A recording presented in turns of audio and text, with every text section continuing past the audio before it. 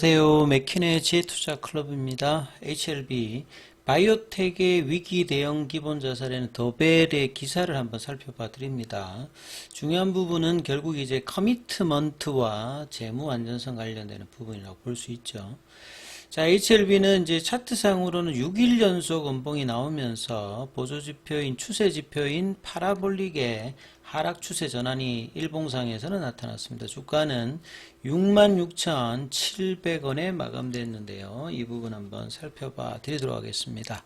자, 더벨의 이제 기사들 같은 경우에는 좀 이제 심층 기사들이 좀 많은데요. 최근에 이제 바이오주들 같은 경우에도 양단으로 좀 움직이고 있습니다. 전체적으로 한 방향으로 움직이기보다는 결과가 나왔던 종목들의 하락들, 그 다음에 이제 지난 주말에 나왔던 유중 관련되는 부분의 관련주들 좀 빠졌고, 그 다음에 또 이제 오늘 또 반등을 또 주도했던 뭐 알테오젠이라든지 리가켄 바이오라든지 이런 종목들의 어떤 건재도 여전히 좀 있는 상황입니다. 그래서 이 바이오텍의 위기 대응 기본 자세라고 하는 타이틀로 이제 내용을 한번 좀 살펴보도록 하겠습니다. 자, 신약 개발이라고 하는 것을 주요 사업으로 하는 바이오텍이죠.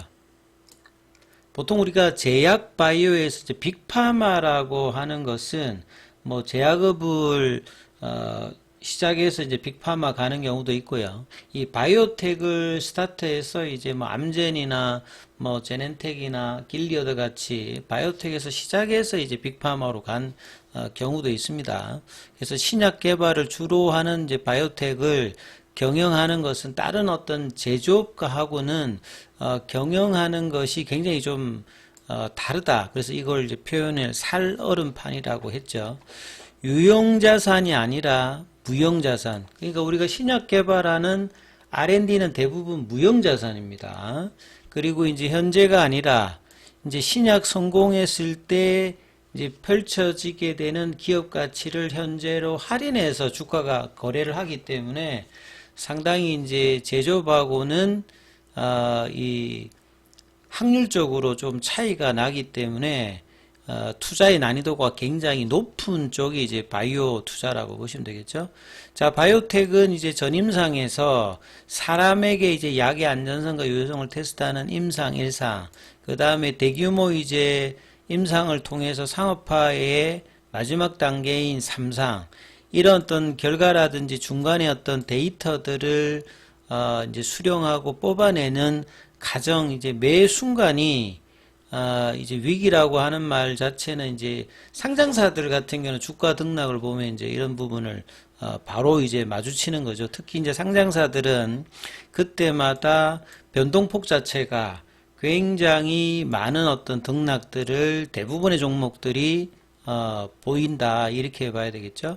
그래서 차질 없이 진행되는 것이 가장 바람직하겠지만 대부분은 회사가 이야기한 대로 진행되는 어떤 부분들은 거의 없습니다. 그러니까 미국 같은 경우에는 이런 부분들이 그냥 보편적으로 받아들여지는 부분입니다만, 이제 신약 개발에 들어간 지 얼마 안 되는 이제 국내 같은 그런 입장에서는 이 IPO 단계라든지 중간에 이제 IR 단계 때 기업 경영진들이 미래의 어떤 정사진을 펼칠 때 어떤 매출액이라든지 R&D 어떤 과정 자체가 실제 결과하고 확률적으로 많은 부분들이 차이가 있는 부분들이 현실이고요.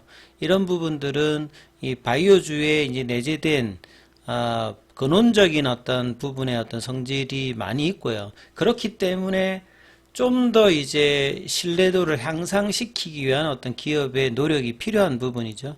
그리고 이제 이러한 상황이 펼쳐졌을 때 대응의 어떤 능력이 굉장히 중요한데요.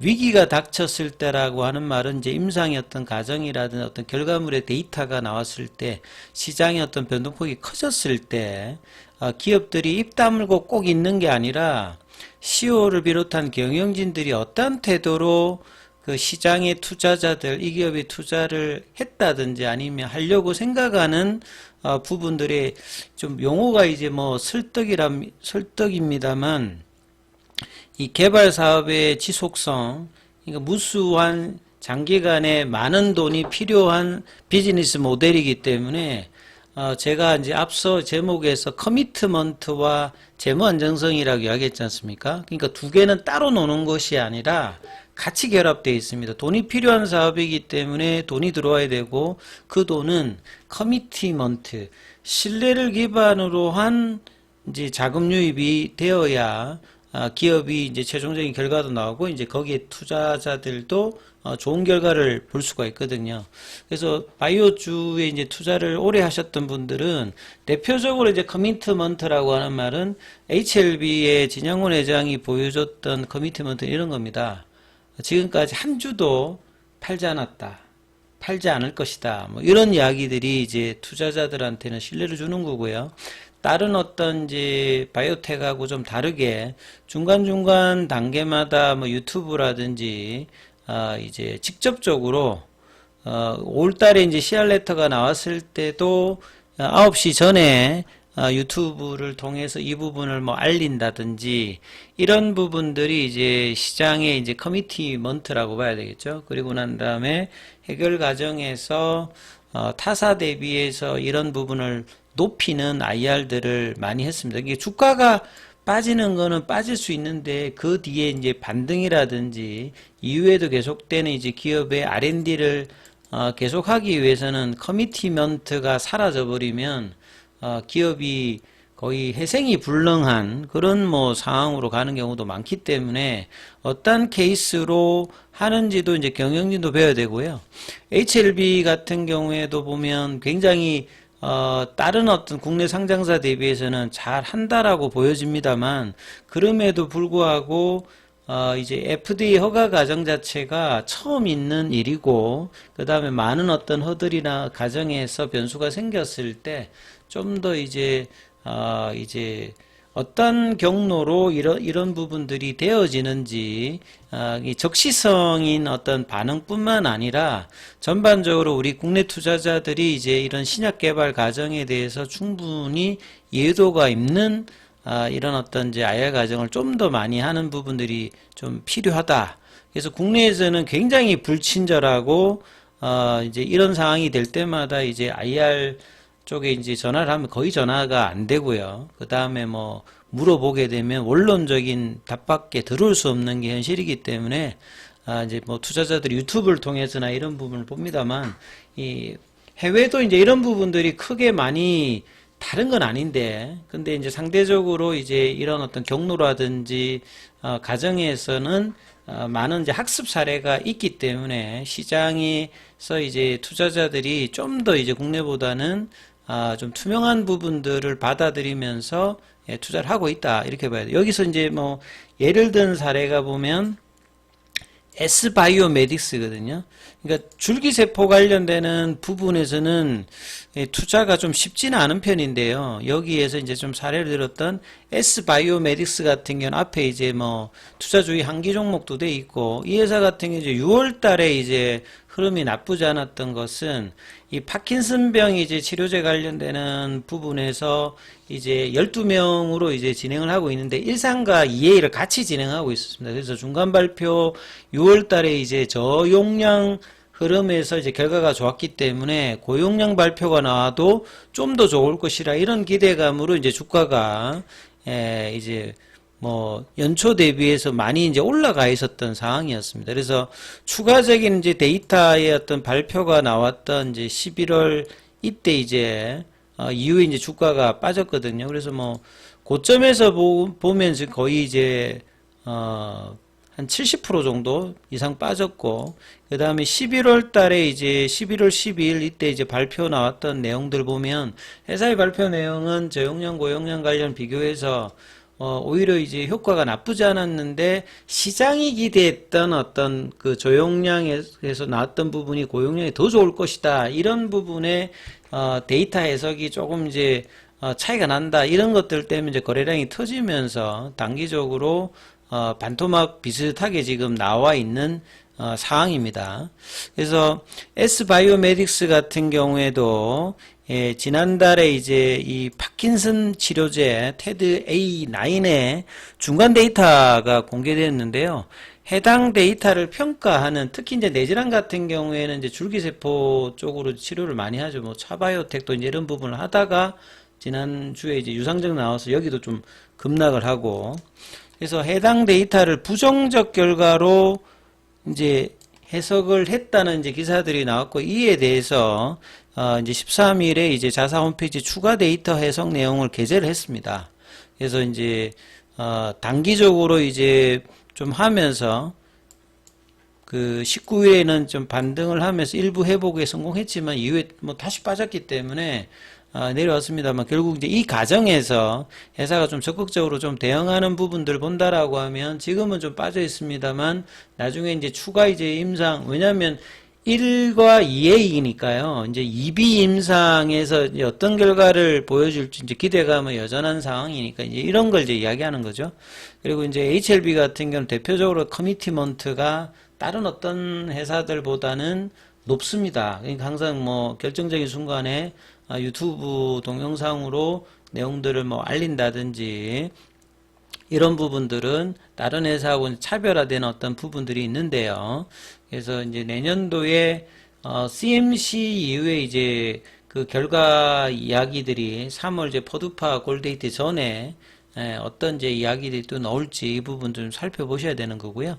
바이오 산업은 전문성이 높은 영역이다. 그러니까 굉장히 이제 투자 난이도가 높다. 그래서 뭐 의사, 약사, 그리고 공부를 굉장히 많이 한 사람들이 용어나 이 비즈니스 구조를 알 수 있는 부분들이기 때문에 개인 투자자의 정보 접근성이 굉장히 낮죠.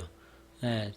그리고 친절하게 설명해 주는데도 이제 거의 없기 때문에 공부를 좀 많이 하셔야 되는 어떤 부분들이다. 그리고 이제 제가 이제 뭐 그 제약바이오 투자를 하실 때는 반드시 이제 빅파마 입장에서 보시라는 말씀을 많이 드립니다. 그러니까 한국 시장에다 팔려고 하는 게 목적이 아니기 때문에 미국 시장이나 유럽 시장에 주도하고 있는 빅파마들이 어떤 파이프라인에 줄여가고 M&A나 지분 가치에 증가를 하고, 그 다음에 이 이야기 나왔을 때 미국 시장이나 유럽 시장에서 어느 정도의 이제 시장의 어떤 확보와 경쟁력이 있는지, 이런 관점을 봐서 이제 동종의 업종들이 이제 주가가 어느 정도 수준인지 이런 것들을 복합적으로 보면서 국내 주식을 봐야지, 그냥 그 회사 R&D만 봐서 이제 주가 흐름을 보시면 조금 이제 어려움에 뭐 겪을 수 있다, 이런 말씀 많이 드리죠. 왜냐하면 이제 국내를 타켓으로 진행되는 임상이 아니라 대부분 해외 쪽을 타켓으로 개발하고, 이제 그렇기 때문에 이제 주가의 어떤 반응의 어떤 변동성이 기본적으로 커지는 부분들이 이 바이오텍의 국내에서는 본질이다, 이렇게 보시면 되겠습니다. 그리고 이제 금감원 같은 경우는 우리나라는 이제 제도가 이제 이런 부분들 시장을 앞서 나가지는 못하기 때문에 뭐 바이오 기업의 공시 의무를 뭐 강화하고 점검하는 것도 있겠습니다만, 자체적으로 IR에서 이제 이런 부분을 좀 더 이제 자세하게 하는 부분과 투자자의 어떤 눈높이에 맞는 어떤 이제 설명들이 좀 더 많이 나와야 되고요.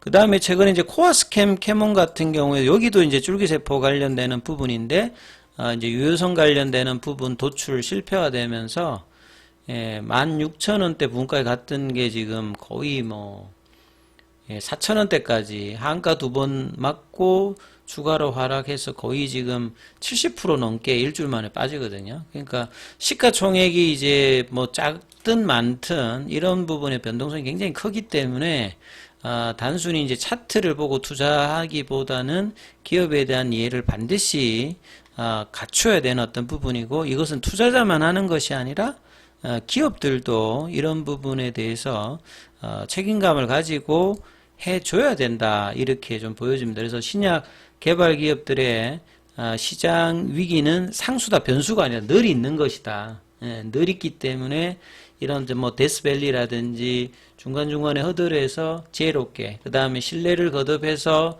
이런 기업만이 이제 재무 안정적인 부분에도 뭐 문제가 없고, 그 다음에 이제 R&D를 계속해 나갈 수 있거든요. 그러니까 HLB가 무수한 이제 뭐 메자닌 자금의 어떤 조달이라든지 유상증자를 지금까지도 큰 무리 없이 해왔던 부분들은 이런 어떤 커미티먼트를 잃지 않고 해왔기 때문에 지금까지 시장에서 이 정도 어떤 이제 규모로 뭐 성장하면서 이제 최종 결과를 기다리는 흐름이기 때문에 자, 이런 부분이 좀 더 더해진다라고 하면 향후의 어떤 과정에서도 좀 더 좋은 결과를 볼 수 있다. 이렇게 좀 볼 수가 있겠죠. 자, 오늘 황서제약 입장에서는 1% 큰 흐름은 여전히 없습니다. 홍콩 이제 증시 상장 관련되는 이슈가 나오고 난 다음부터는 40위안 중반 정도까지 빠져서 큰 흐름이 지금 나오고 있지 않는 상황이고요. 자, 공매도 쪽 거래는 오늘 이제 크리스마스 이제 이브인데요. 2793주. 그 다음에 이제 공매도 순보유잔고는 284만 주대. 그 다음에 이제 대차 거래 관련되는 부분들은 상황보다 최근에 좀 훨씬 많은 어떤 흐름이었죠. 그래서 차트에 관련되는 부분과 계열 종목에 관련되는 이야기는 다음 영상에서 이어서 설명해 드리도록 하겠습니다.